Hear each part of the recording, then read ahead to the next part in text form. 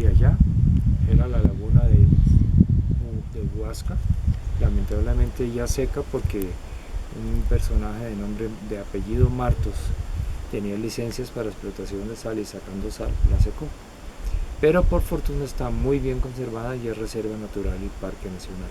Hacia allá, más o menos a unos 45 minutos de aquí de Huasca, se puede ir en un automóvil por carretera, en tramos destapados, tramos de pavimento muy bueno, entonces se puede ir allá. Luego pasaban por aquí, hacían sus rituales, sus curaciones, se recuperaban del camino, descansaban, los que llegaban, ¿no? Porque muchos morían en el camino.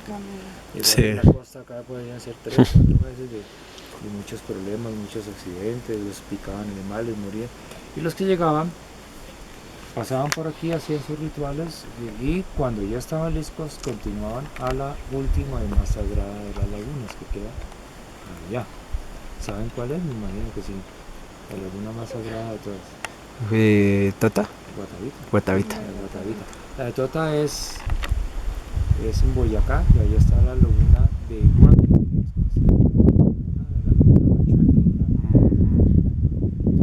De todos los muiscas. Pero aquí le llegaban a la quinta y más sagrada de las lagunas, que era la de Guatavita, donde además por su forma cóncava, redonda y deprimida, así como encajonada en medio de montañas, se formaba mucho más fácil que en todas el arco iris. Yo tuve oportunidad de ver un arco iris bellísimo el día que fui a Guatavita. Como a las 3, 4 de la tarde, corrí con una suerte única, pues y se me formó el arco iris hermoso. Y después ya estando aquí dije, pues claro, voy entendiendo muchas cosas, ¿no? Claro. Esa era la laguna sagrada, entre otras cosas por eso, y porque había gran cantidad de pobladores en esta región. Aquí se acaban de encontrar un par de tumbas, aquí al frente. Sí. Con que... En la cámara. ¿Las vieron? Sí. ¿Las filmaron? Pero bien arriba, ¿cierto? ¿Tuviste una cruz? No, yo vi una crucecita, pero está allí. ¿O allí? Sí. Ah, curioso, pero esa sí seguramente no es auténtica, ¿no? No, no. Como si es una cruz es de Sí. cultura posterior. Exacto. Cuando los conquistadores trajeron la cultura católica. ¿Y las tumbas están allá ahí en la donde montaña? Se ve ese afloramiento rocoso en la base del poste que se ve por ahí. Con eso se demuestra que ese fue un sitio, un asentamiento indígena importante. Entonces ahorita estamos como con planes de formar un bohío, como hacer una réplica de lo que puede haber sido una población indígena en esa zona, que sería bellísimo. Estamos en proyecto, vamos a ver si de pronto lo hacemos. Ah, la finca llega hasta allá arriba. Sí, hasta los pinos de allá arriba. Inclusive allá están los del Carrito Negro en una cabaña hermosísima que hizo mi hijo allá en medio del bosque. Wow. La cabaña es clavada a los árboles, no es al terreno, no sobre pilotes ni sobre placas, sí, sino al terreno. Wow. Entonces por allá encontraron una tumba. Entonces les contaba que en Guatavita pues se reunían cuando hacían la gran asamblea indígena, llegaban allá más o menos más de 10.000 indígenas, donde solamente un grupo muy selecto podía llegar a la orilla. Los demás tenían que quedarse afuera y el que mirara con solo mirar sin permiso era desterrado, torturado o matado según la gravedad. Sí, claro. Pero otro grupo principal, muy preparado con anterioridad, se montaba en una gran balsa de junco, imagínensela entonces muy decorada con antorchas, con flores, mucha algarabía, mucha fiesta, pues. Y se montaba un séquito de 12 sacerdotes, y en medio de los 12 sacerdotes iba un indígena totalmente cubierto de oro. Y para que el polvo se le pegara lo impregnaban primero en miel y a veces mezclaba con guaque, un frailejón, para que la miel quedara y no se escondiera.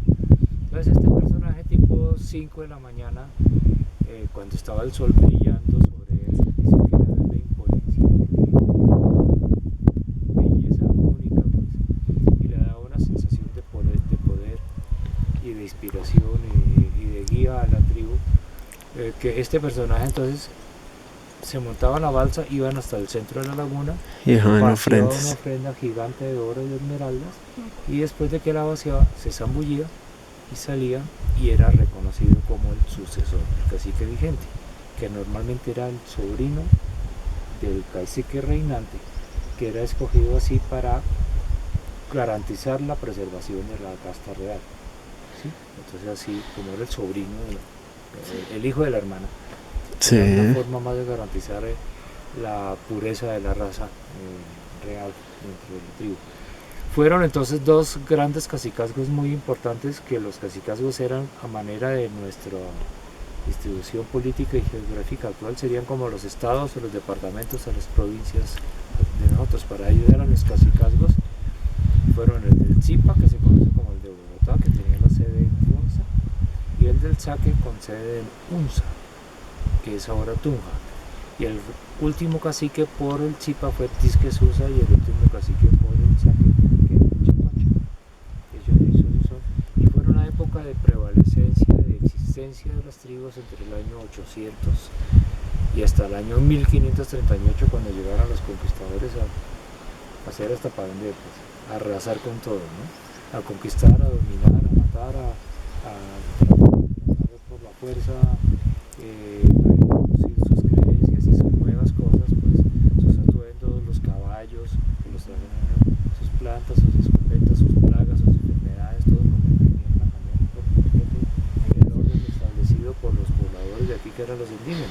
Sí. Entonces, eso ocurrió hacia el año 1538, y el del año 1538 hacia el año 1600 fue una época de un despelote, un desorden bárbaro, donde los indígenas fueron poco a poco perdiendo todo lo que tenían, porque se les fueron quitando y muchos fueron relegando por sus mismas habilidades a actividades donde eran contratados o subyugados para hacerlo, de cultivo o de tejidos. Y algunos, inclusive, pues muy poquitos se dejaron convencer por los recién llegados y los vieron como los hijos del sol y comenzaron a tragar cuento.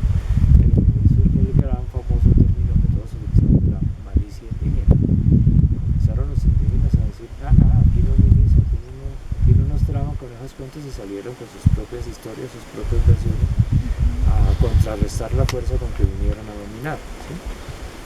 Y hacia el año 1600 surgen los primeros resguardos y los primeros juzgados y los primeros abogados que inclusive llegaron a entrar en defensa de los propios indígenas de la República. Pero ya todo estaba muy cambiado, y ya había muchos cruces, mestizajes, matrimonios, hijos nacidos desde los cruces de los recién llegados y todo lo demás. Pero así fue el proceso como se evolucionó todo por esa época. Entonces este ritual era un ritual muy importante, y de ese ritual quedó la gran réplica de la balsa, que lo que todos conocemos, que es la balsa de oro que está en el Museo. Sí. Esa balsa fue encontrada en el municipio de Pasca, al sur de Bogotá, y fue encontrada por un par de hermanos campesinos de la región, que, acompañados por el sacerdote del pueblo, la llevaron en el año 1968 al Banco de la República, y el Banco de la República después se la entregó al Museo del Oro. Esa es la versión real que conocemos, pues, como la auténtica de los orígenes de la balsa de oro que está en el museo. Porque hay otra historia que la gente lo menciona, y aquí no me la han preguntado, que es de una balsa que fue encontrada en la laguna de Siecha. En una de las 3 lagunas fue encontrada y fue llevada por el antropólogo alemán que se la encontró. Se la llevaba de regalo a su amante en Alemania, cuenta la historia. Pero al llegar al puerto de Bremen, el barco donde él llegaba, había un incendio gigante en el puerto. El incendio quemó al barco y aparentemente la balsita naufragó. Otros dicen que la balsa la recuperaron y que está actualmente en el Museo Imperial de Berlín. Entonces esas son las 2 versiones, pero esa balsa pues es la otra balsa que fue encontrada en esta región y que existe allá. Se me olvidaba una figurita que me parece muy interesante, que la vimos recientemente y que la mencionó una antropóloga que estuvo aquí. Mírenla aquí está diagramada en el mapita. ¿Sí la ven? Sí, señor. Que es Sí. una figura como triangular con las caras redondeadas y con una aparente corona. Mírenla aquí. Esta me impactó mucho a mí porque no la habíamos visto y la conocí a principios de este año 2019. Mírenla aquí. Un lado, otro lado y la la aparente coronita. Ay, sí. Wow. Bellísima, ¿no? Sí. Y contada por la antropóloga es una versión que es digna de consulta y de corroborarla con otras bases científicas. Pero ella me decía que podría ser posiblemente la representación de un mando medio indígena, tipo un príncipe indígena. ¿Dónde está esa figura aquí? Posiblemente indicando el camino hacia la última y más sagrada de la laguna, ¿no? Que queda hacia allá. Además estamos exactamente en la línea norte-sur. O sea, los petroglifos y la laguna están exactamente en la línea norte-sur. Y el recorrido por las 5 lagunas sagradas que les contaba ahora tiene que ver con aquello de los equinoccios y los solsticios y las posiciones de la luna y los astros y todo eso, contado por una estudiante de topografía que estuvo aquí muy metida en el cuento de las culturas indígenas y me contó eso. No me pregunten más porque me corchan.